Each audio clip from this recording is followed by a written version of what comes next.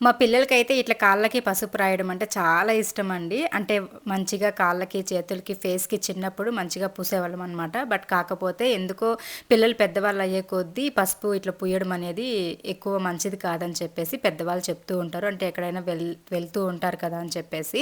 So, అందుకోసమనే పూయను. ఇట్లా ఏదన్నా ఫెస్టివల్స్ ఉన్నప్పుడు లేదా శుక్రవారాలు ఇంట్లో ఏదైనా వ్రతాలు చేసినప్పుడు, పూజలు చేసినప్పుడు మాత్రం ఖచ్చితంగా నాకిద్దరు మహాలక్ష్ములు కదా! వాళ్ళిద్దరికీ కూడా నాతో పాటు కాళ్ళకి పసుపు రాస్తాననమాట.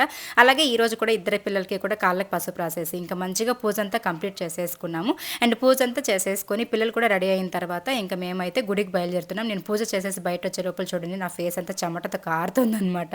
అంత ఎండలున్నాయన్నమాట. ఇప్పుడైతే ఇంకేం చేసేది ఏం లేదు. తప్పదనమాట భరించాల్సిందే. ఈ సంవత్సరం అసలు సూర్యదేవుడికి ఎందుకో ఇంత పగబట్టేసాడు అనిపిస్తది జనాల పైన. ఇంక పొద్దున 8 గంటలకు, 7 గంటలకే స్టార్ట్ అయిపోతుంది ఎండైతే. ఓకే. ఇంక నేనైతే గుడికి బయలుదేరేసాననమాట. లాంగ్ వీడియో పోస్ట్ చేశాను. ఎవరైనా చూడకపోతే చూసేసేయండి. ఈ వీడియో నచ్చితే లైక్ చేయండి. Bye friends.